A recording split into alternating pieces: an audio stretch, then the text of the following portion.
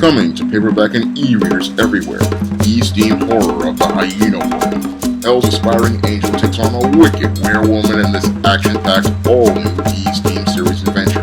Pre-order your copy of East-themed horror of the Hyena Woman on Amazon.com today. One of my viewers wanted me to take a look at the trailer for Green Lantern Beware My Power. Now, Green Lantern Beware My Power is a new animated movie that is set in the same world as Superman Man of Tomorrow. And after watching Superman Man of Tomorrow on HBO Max, I can tell you that this is a very fascinating world as related to the DC animated universe, and it's a world I really wanted to see get expanded upon, and I'm glad to see that this animated universe for DC is getting expanded upon. Now, they hinted at it at the end of Superman Man of Tomorrow that we were getting ready to see the formation of the Justice League, and you can't have a Justice League without Green Lantern. Now, it looks like that your Man of Tomorrow's world is following the same path that your Bruce Timm did back in 2001 when they decided to make the main Green Lantern John Stewart instead of Hal Jordan.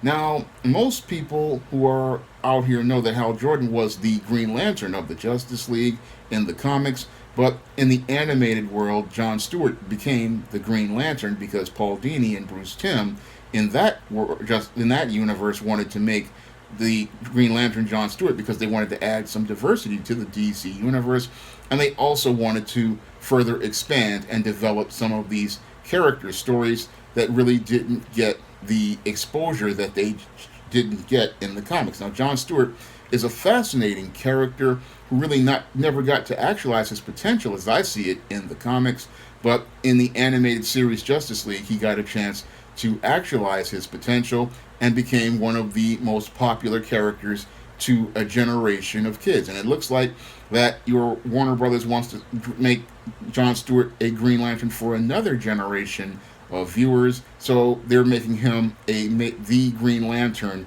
for their as like Man of Tomorrow universe.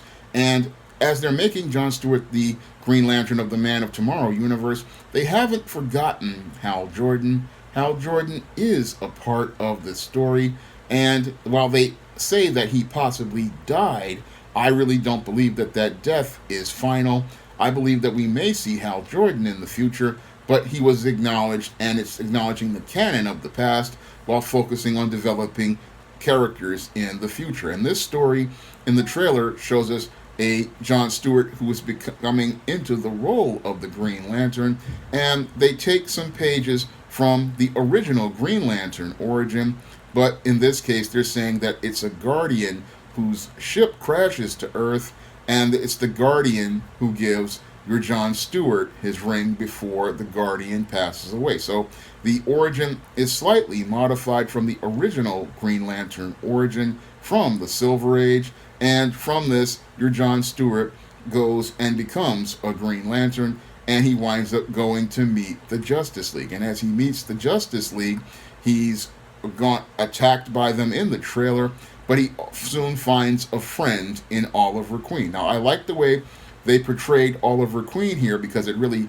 captures the spirit of the Denny O'Neil and Neil Adams Green Arrow, and this prickly counterpoint is there as related to his character, and he seems like a really laid-back guy. So they really captured the heart of who Oliver Queen is as Green Arrow, and they also use him to be sort of comic relief, and also he makes a great contrast to all of the aliens and all of the superhuman stuff. He gives a nice human perspective on things, and he really adds to the entire Green Lantern movie. So it's great to see Oliver Queen here, and it's great to see them paying homage to the whole Green Lantern Green Arrow relationship. Everything here is exceptionally well done as related to what I saw in the trailer, and I'm hoping that dynamic is a major part of the movie, because what I saw in the trailer really brings out a great perspective as related to Oliver Queen's character, and it gives Jon Stewart a little bit of understanding of all of the craziness as related to the world, because as this guy who has no powers is in this world of aliens and superhuman beings, it gives him some perspective that he can go out here and navigate all this. Now, as this trailer goes on, we get to see your Sinestro, but we also get to see Hawkgirl, which I really like seeing, and it looks like they're going to be playing up on the whole Jon Stewart Hawkgirl relationship, and I'm hoping that they can put some perspective on what Bruce Timm and Paul Dini established in the Justice League series, because that was one of the better parts of Paul Dini and Bruce Timm's Justice League, was the relationship between Jon Stewart and your Shayera Hall. That was one of the better things about the whole Justice League's first two seasons, was building that relationship, and it looks like they're going to play on that in Green Lantern Beware My Power. And this Green Lantern Beware My Power looks like a very interesting film. The trailer really puts together a very solid story, borrowing from elements of Green Lantern's 80 years of history, and borrowing from all of these different eras and different aspects. It really makes all of that material fresh for a new generation of viewers, and that new generation of viewers is getting to know Jon Stewart once again, and they're getting to know how great a character he is as related to the DC universe. Now, I know there are a lot of Hal Jordan fans out there who are upset that Hal Jordan isn't the Green Lantern in Beware My Power, but as I see it, as a longtime comic book fan who sat there and read Hal Jordan books, one of the problems with Hal Jordan is, yes, he was the first Green Lantern, but the problem with Hal Jordan is Hal Jordan really doesn't have much of a personality. He doesn't really have much of a voice, and this is a bit of a problem when you're trying to work with a character on screen. When you're working with a character on screen, you just cannot be a dry character. You need to have some sort of personality. You need to have some sort of voice, and that's something that Hal Jordan has not really had, because guys like Guy Gardner have a stronger personality and voice. Jon Stewart has a better personality and voice and a more compelling background, and Kyle Rayner has better constructs overall. But the whole thing is that when you try to put Hal Jordan on screen the same way you do with Barry Allen in some cases, they are very stiff, they're very plain, and that's not going to get people to care about the character. And yes, I know Jeff Johns did a lot with Hal Jordan in the comics, but when you take this character to screen, you need to have something more as related to depth and personality to bring that character out.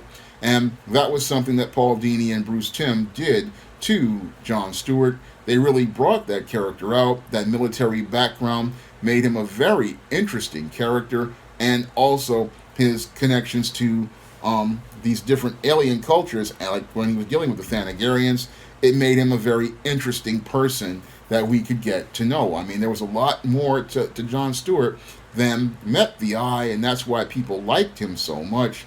But the problem with Hal Jordan has been that whenever you read a Hal Jordan comic, you really want to go to sleep. And I've sat through many Green Lantern comics in the 80s and even in the 90s, and Hal Jordan is just difficult to read. And I hate to say that about the character, but he's very boring, and that's probably why they didn't use him.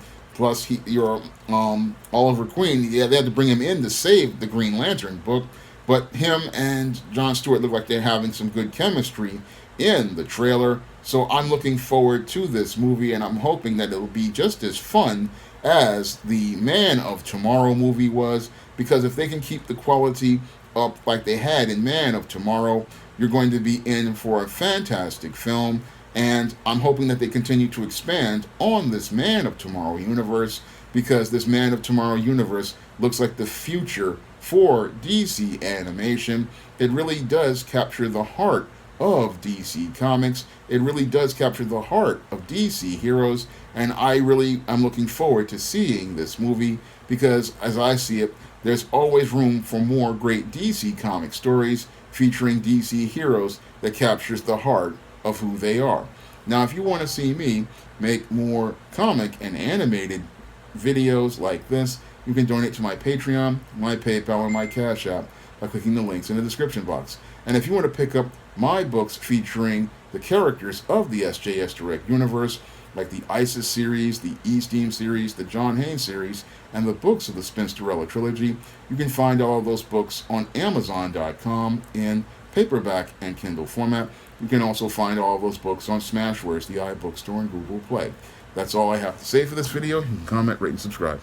Now available in paperback and e-readers, ISIS Legacy. Sorority secrets of the goddess next door are revealed in this all-new ISIS series adventure. Get ISIS Legacy in paperback and e-readers at online booksellers everywhere.